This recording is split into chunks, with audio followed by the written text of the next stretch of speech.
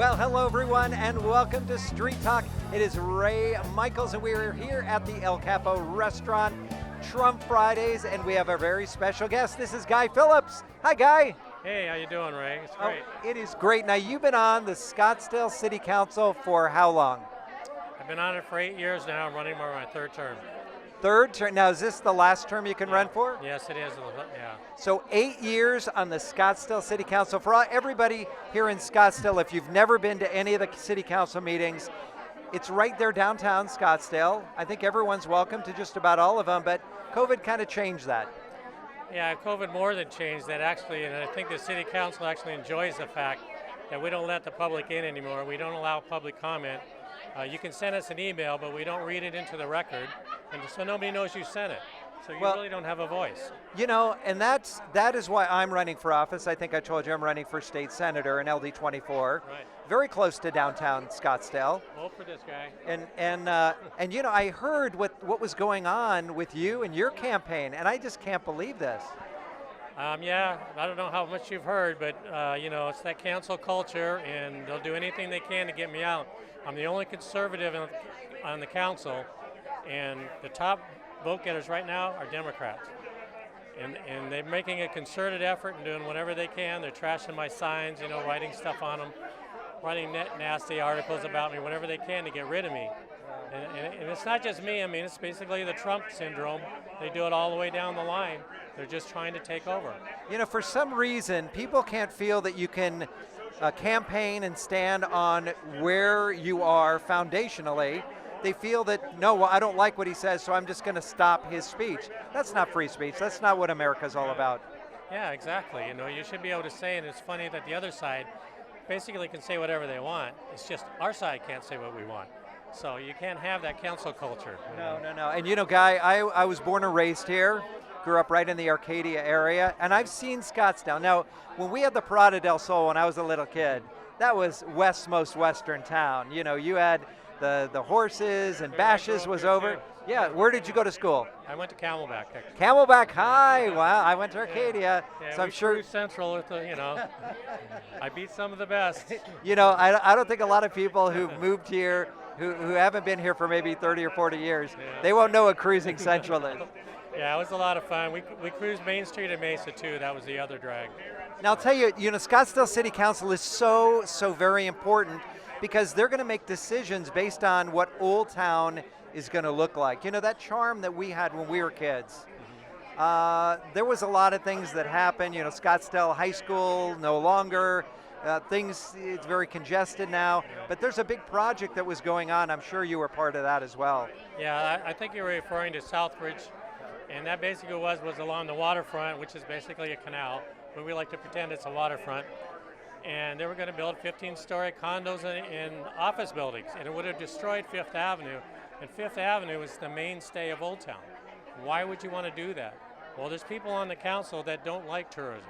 They don't want tourists coming here. They would love to level Old Town if they could and just build apartments and condos and offices and just be another Phoenix. And it's like, what's the point? Right. You know, if you don't like it here, move to Phoenix, you know? Well, you know, they don't understand. You know, when we were growing up, nobody wanted to move by the canal because it was a little smelly. You maybe had to get, you know, extra flood insurance. And it wasn't what it was today. But now you build a big development, and now it's waterfront property. Yeah, waterfront property, yeah. It gets the big bucks, and that's what the fight is about. These developers want to come in. It's expensive property, and they don't want to see little trinket shops there. They want to, you know, make money, basically. And they would have made a lot of money on this project. And that's another reason that they're after me, because we were able to stop it. Well, I'll tell you what, if you've never been to Old Town Scottsdale on a Saturday or Sunday, the people are there, the tourists, it's so amazing. And you know, I walked that property, and there are so many different ways that if you needed to redevelop it, that you could, but still keep that culture and that charm of Fifth Avenue shops. We don't need to change the whole thing, because then what do we have? I mean, Scottsdale was called the West's most western town, but you don't see the hitching posts anymore. Right, you don't see you don't see the charm. You see the there's just so many things that we can do to preserve, yet still come into 2020. Well, you know, the other point is, is that for Scottsdale, tourism pays 30% of our taxes. Wow. That's 30% that you don't have to pay. If we get rid of tourism, we're going to pay the whole 100%. So our taxes are going to have to come up to make up with the difference. And then also when you talk about high rises, they don't talk about the costs involved in high rises. You have to have more police, you have to have more fire, you have to have ladder trucks, you have to have more infrastructure. The pipes aren't big enough anymore. It costs us for this development. Well, and also the congestion that comes in. You got to park all those cars. The cars have to ingress and egress. But they're not figuring that into the equation. Yeah, it looks great, but let's look at the long-term effects. You know, I happen to be a strong proponent of let's have a master plan. Where do we want to be in 20 and 30 and 50 years? Otherwise, we're just going to be a hodgepodge, and then we become, just like you said, just like another place. Yeah, and actually we have a general plan, and the problem with that is the same thing. Half the council wants the city to look one way, and the other half wants to preserve it. And so you have that fight of what you should do. And why not compromise and allow Old Town to stay there? You know, we have a place called Crossroads East off the 101 freeway. Build your offices there. That's where it belongs. It's state trust land. Right. You know, don't destroy Old Town in the process. You know? Well, I'll tell you what. So you have a lot of solutions to these issues. The thing is, we have to get you into office. So how can we help? I can help. Well, obviously the vote, get out the vote. You know, fundraisers, raising money is a big thing. I'm going to have some more fundraisers coming up.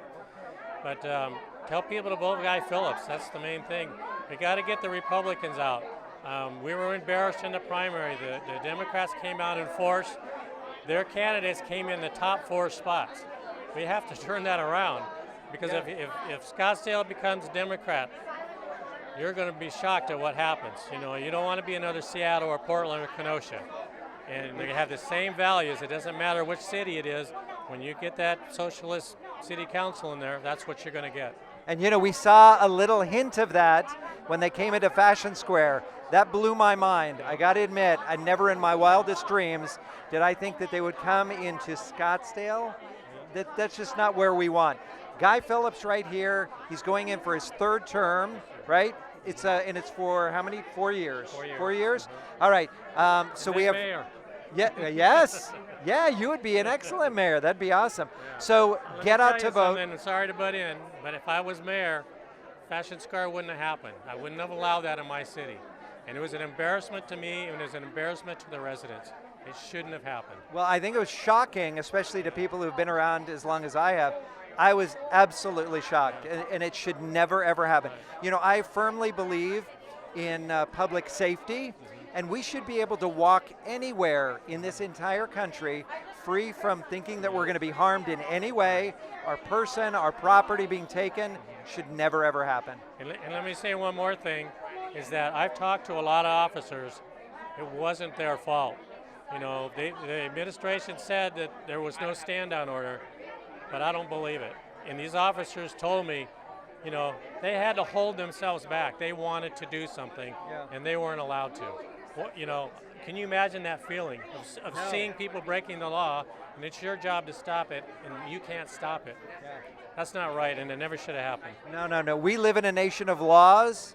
We have to follow those laws, and we have to prosecute people that break those laws. Yeah, exactly. I mean, you know, you're sworn to uphold the law. You know, breaking and entering is illegal. Yeah. You know, in this idea of, well, it's just property, it's just things. That's just ridiculous. No. You know. Well, who this is pays people's for this? livelihoods. Yeah, You know. who pays for this? Yeah. Well, in the end, the taxpayer pays for it. You know. Absolutely. I heard some people say, well, you know what, they have insurance, it'll cover everything. Well, what happens? They raise the insurance, they raise the prices, everything goes up. It's I not. tell you what, a lot of people didn't have insurance because you don't have insurance against mobs. You don't have insurance against terrorism. Right. You know, this wasn't a natural act. No. So the insurance doesn't cover a lot of that stuff. And a lot of these people went out of business because of this. That's crazy. So we need to make sure that Scottsdale stays that charming city. We bring in the tourists. 30%, you said? 30%? Let's So our make it taxes are 40%. less? 40%? I'll tell you what, I live in Scottsdale. You got my vote, Guy, and thank you so much. Thank you. I'm sorry that they're treating you the way that they are. They should be fair. They should look at the facts and not jump to conclusions. But that's what we see nowadays. That's what we see nowadays. Everybody, somebody says something, they take it out of context, and all of a sudden, you're the bad guy. You've served very well for 8 years. You got my vote. Guy Phillips, he's here. This is fantastic. What a pleasure to meet with you. And again, I'm Ray Michaels, and we are here at El Capo Restaurant for Trump Fridays. Come on down. We have a great time. Guy, thanks so much for joining us. Until next Thank you time, very much. we'll see you real soon.